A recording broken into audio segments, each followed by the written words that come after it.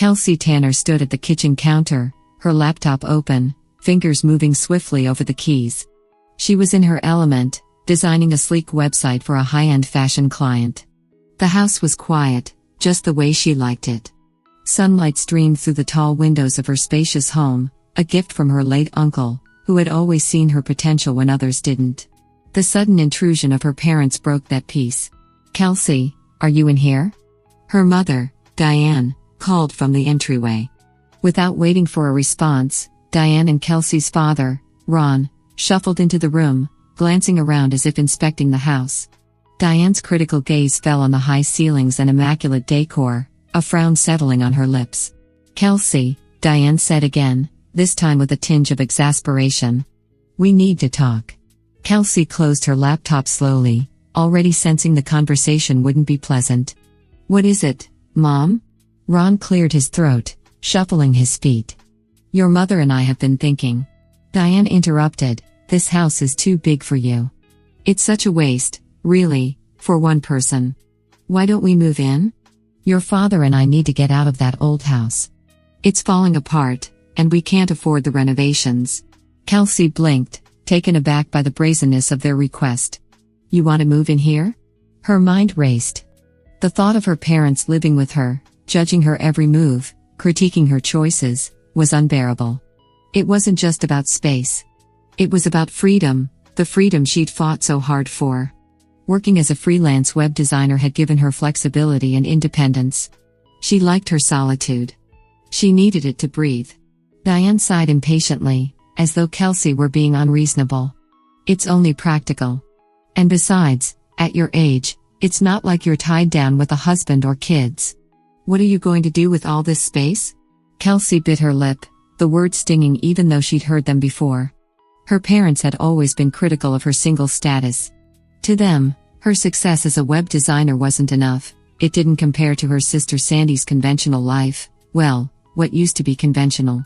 "I'm not sure that's a good idea," Kelsey said carefully, trying to mask her growing frustration. "I work from home. I need my space, my privacy." Her father, who had been silent until now, scoffed. "You mean you sit around on your computer all day? How much work could that possibly be?" Kelsey's fists clenched under the table, but she kept her voice calm. "It's a real job, Dad. I make more than enough to support myself." "That's not the point," Diane interjected. "You should think about us for a change. We raised you, didn't we? It's time you gave back. We're your family." The word family hung in the air, weighted and suffocating. Kelsey didn't know what to say. Her parents were pushing her into a corner, and she felt her resolve wavering. What choice did she have? She couldn't throw them out into the streets. And that's how they made it sound, as if they had nowhere else to go, as if her refusal would be the ultimate betrayal. Against her better judgment, she nodded reluctantly. "Okay, fine. But just for a while, until you figure something else out." Diane smiled, but it didn't reach her eyes. "Of course, dear. Just for a while." 2 weeks later, the house was no longer the sanctuary Kelsey had cherished. It was a war zone. Her parents had invaded every corner of her life. Her once quiet mornings were now filled with her father's grumbling about the TV and her mother's constant questions about why Kelsey wasn't married yet. "Have you even thought about dating again?" Diane asked one afternoon as Kelsey tried to focus on her work. "You're not getting any younger, you know." Kelsey let out a sigh, her patience wearing thin. "Mom, I'm happy with my life the way it is." Diane pursed her lips. "Happiness is temporary. You'll regret it when you're alone in your old age." Before Kelsey could respond, the doorbell rang. She frowned, not expecting anyone. When she opened the door, her sister Sandy stood there with a suitcase in hand. "Kelsey." "Surprise." Sandy chirped, stepping inside without waiting for an invitation. "I'm moving in." "What?" Kelsey stared at her sister, dumbfounded. "Why?" Sandy rolled her eyes, as if the answer should have been obvious. "I got divorced. And, well, I need a place to stay." Kelsey's heart sank. Her once spacious home was now crowded with people who seemed to have no respect for her space. Worse, Sandy brought with her an air of superiority, despite her own failures. In their parents' eyes, Sandy's divorce was a minor inconvenience, while Kelsey's single status was a character flaw. "Well, aren't you going to offer me a room?" Sandy asked, already walking toward the stairs. Kelsey stood frozen in the doorway, watching helplessly as her sister settled into one of the guest rooms. The house no longer felt like hers. As the weeks passed, the tension in the house mounted. Kelsey found herself withdrawing, retreating to her room or her workspace, trying to carve out a semblance of privacy in her own home. But it wasn't enough. The constant criticisms, the veiled insults, it was too much. One day, she made a decision. If her family wasn't going to respect her boundaries, then she would create her own joy. And so, she adopted Milo, a tiny black chihuahua with bright, curious eyes. He was a bundle of energy and affection, and for the first time in weeks, Kelsey felt a glimmer of happiness. But her family's reaction was swift and harsh. "You didn't even ask us if you could get a dog," Diane snapped when Kelsey brought Milo home. "Dogs are dirty. They shed. They smell." Sandy, lounging on the couch, wrinkled her nose. "Great. Another thing for you to ignore while you pretend to work all day." Kelsey glared at her sister, her anger rising. "I don't need to ask permission. This is my house. I pay for everything, and I'll make my own decisions." Ron, seated in his usual spot at the table, shook his head. "You're being selfish, Kelsey. We all have to live here."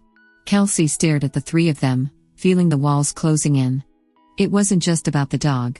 It was about the control they wanted to exert over her life, over her choices. "Fine," Kelsey said through gritted teeth. "If you don't like it, you're welcome to leave." Her words hung in the air, met with silence. For a moment, Kelsey thought maybe, just maybe, they would consider her offer.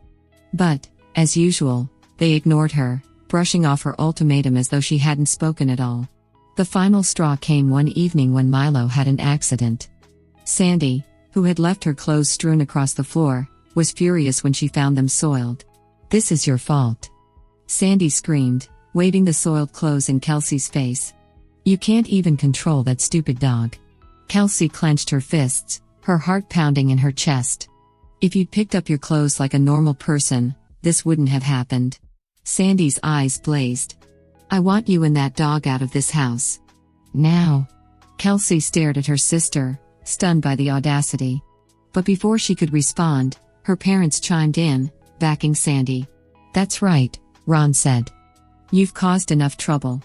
Maybe it's time you left." Diane crossed her arms, her face a mask of disapproval. "You're only making things worse, Kelsey. Maybe this isn't the right place for you anymore." The betrayal hit Kelsey like a punch to the gut. This was her house, her life.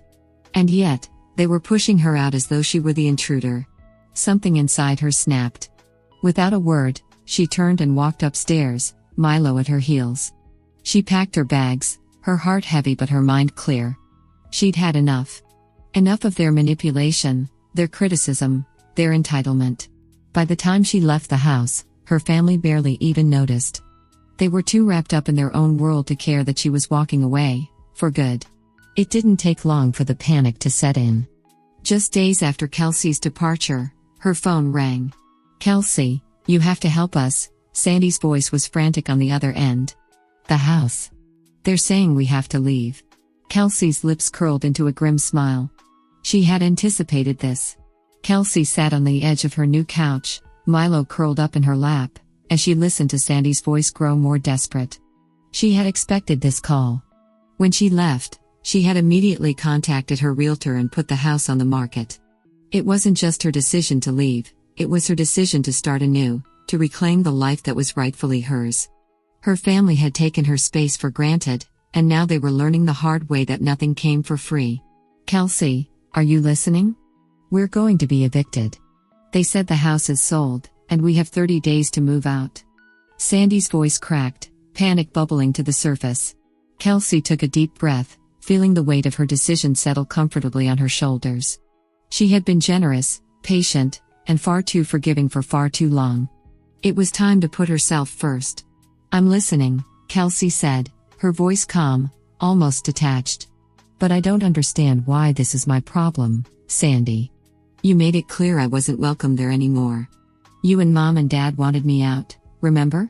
Sandy sputtered on the other end of the line, clearly not expecting this response. We didn't mean it like that. You can't just sell the house and leave us homeless. Kelsey glanced out the window of her new apartment, feeling the quiet peace of her surroundings wash over her. The small but cozy space was already starting to feel like home, and Milo seemed to love it too. The little dog yawned contentedly in her lap, unaware of the chaos unfolding on the phone. Sandy, you and Mom and Dad made your choices. You forced me out of my own house, and now you expect me to fix everything? I'm done. I'm done being the one who always bends over backward to make everyone else comfortable. You wanted the house? Well, now it's sold. You'll have to figure things out. There was a stunned silence on the other end. Then, Kelsey heard her mother's voice in the background, sharp and accusing. What's she saying? Give me the phone. Kelsey braced herself as Diane's voice came through loud and clear. Kelsey and Tanner, what do you think you're doing? You can't just abandon us like this. Abandon you? Kelsey repeated, incredulous. Mom, you and Dad kicked me out of my own house. You told me to leave because of a dog, for crying out loud. And now you're upset because I sold the house that I own? This is your family.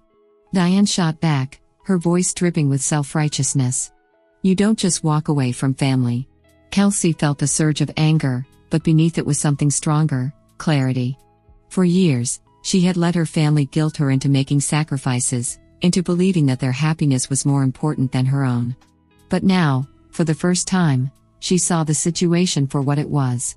You're right, Mom, Kelsey said softly. You don't walk away from family. But family doesn't manipulate you. Family doesn't make you feel small and worthless. You've always been so focused on what I'm not, how I'm not married, how I work from home like it's some kind of hobby.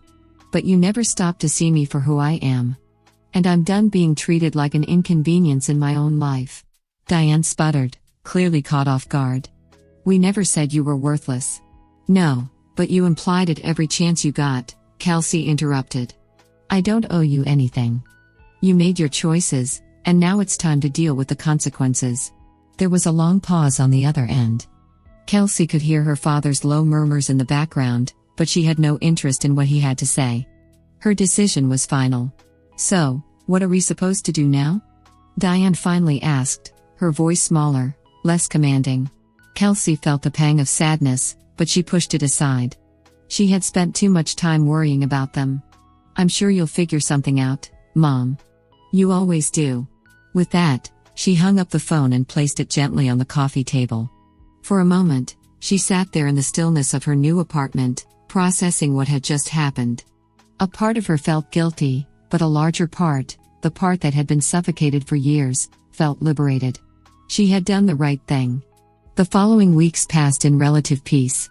Kelsey threw herself into her work, landing new clients and expanding her freelance business. Milo quickly became her constant companion, his playful energy a welcome distraction from the lingering thoughts of her family. For the first time in years, Kelsey felt in control of her life. She wasn't constantly looking over her shoulder, waiting for the next criticism or unsolicited piece of advice.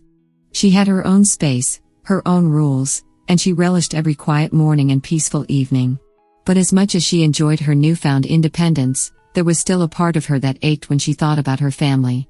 Despite everything they had put her through, they were still her parents, and Sandy was still her sister. Cutting them off completely had been necessary for her own survival, but it didn't erase the years of shared history or the complicated emotions tied to them. One afternoon, as Kelsey was sipping coffee by the window, she received a text message. It was from Sandy. We found a place. It's small, but it'll do. Just wanted to let you know we're okay. S. Kelsey stared at the message for a long moment, a mixture of relief and sadness washing over her. She hadn't expected to hear from her family again, at least not so soon. But there was something comforting in knowing they had found a way to move on, even without her. She typed a brief reply, glad to hear it. She didn't know what else to say. It was a strange feeling, this limbo between estrangement and reconciliation. But for now, it was enough to know that they had found their own path, just as she had found hers. As the months passed, Kelsey continued to build her new life, piece by piece. Her work flourished, and she found joy in the small things: morning walks with Milo, evenings spent reading by the fire, the freedom to live without the constant judgment of her family. But every now and then, she found herself reflecting on the choices that had led her here. She had always been the responsible one, the one who held everything together, even when it wasn't fair. And for a long time, she had believed that her worth was tied to how much she could give to others. It had taken a long time to realize that she didn't owe anyone her happiness. Her family had taken advantage of her kindness, her sense of duty, but in the end, she had reclaimed her life. She had drawn the line, and for once, she had chosen herself. Kelsey knew she had made the right decision, but she also knew that life wasn't black and white. There were shades of gray, and while she was content with her choices, there were still moments of doubt. Had she been too harsh? Could she have handled things differently? But as she looked around her apartment, filled with the warmth and peace she had longed for, she knew that, ultimately, she had done what was necessary. One crisp autumn afternoon, Kelsey was surprised to hear a knock on her door. Milo barked excitedly, darting toward the entrance. Kelsey opened the door to find Sandy standing on the other side, looking uncharacteristically uncertain. "Sandy?" Kelsey said, her brow furrowed. "What are you doing here?" Sandy shifted her weight from foot to foot, her gaze avoiding Kelsey's. I wanted to talk." Kelsey stepped aside, allowing her sister to enter. Sandy looked around the small apartment, taking in the cozy atmosphere. It was a far cry from the spacious house they had once shared, but there was a warmth to it that couldn't be ignored. "I'm not here to ask for anything," Sandy said quickly, as if sensing Kelsey's wariness. I wanted to say I'm sorry. For everything." Kelsey crossed her arms, unsure of how to respond. Apologies were rare in their family, and hearing one now felt strange. "You don't have to." "No, I do," Sandy interrupted, her voice shaky. "We treated you like garbage. I treated you like garbage. And I see that now. You didn't deserve any of it." Kelsey stared at her sister, taken aback by the raw honesty in her words. Sandy had always been the golden child in their parents' eyes, and Kelsey had never expected her to admit any wrongdoing. "I should have stood up for you," Sandy continued. "But I was too wrapped up in my own problems to care about yours. And when you left, I realized how much we'd relied on you, how much we'd taken from you without giving anything back." Kelsey swallowed, emotions swirling in her chest. She had never imagined this moment, and now that it was happening, she didn't know how to feel. "I'm not asking for forgiveness," Sandy said softly. "But I wanted you to know that I see it now. And I'm sorry." Kelsey took a deep breath, her mind racing. Forgiveness wasn't something that came easily, not after everything that had happened. But in that moment, she saw her sister in a new light, a woman who had been broken and humbled by her own mistakes. "Thank you for saying that," Kelsey finally said, her voice steady. "It means a lot." Sandy nodded, her eyes glassy. "I don't expect us to go back to the way things were, but maybe we can start over?" Kelsey considered the offer. It wouldn't be easy. There was a lot of pain, a lot of hurt to work through. But maybe, just maybe, this was the beginning of something new, a relationship built on honesty, respect, and boundaries. "We'll see," Kelsey said, a small smile tugging at her lips. "One step at a time." Sandy returned the smile, and for the first time in years, Kelsey felt a glimmer of hope. As winter approached, Kelsey found herself settling into her new life with a sense of peace she had never known before. Her family was still a part of her world, but the dynamic had shifted. She had made it clear that her boundaries would no longer be crossed, and for the first time, they respected that. Milo remained her loyal companion, his presence a constant source of comfort. The days were quiet, but they were filled with purpose, work that she loved, moments of reflection, and the simple joy of living on her own terms. One evening, as Kelsey curled up on the couch with a cup of tea and Milo snuggled beside her, she realized just how far she had come. The chaos, the manipulation, the guilt, it was all behind her now. She had taken control of her life, and she wasn't about to give that up. She smiled to herself, feeling a sense of contentment that she had once thought was out of reach. For the first time, she truly believed in her own worth, her own happiness. And that, she knew, was the greatest victory of all. If you liked this story, please subscribe, like, click the bell, and leave a comment. Thank you in advance.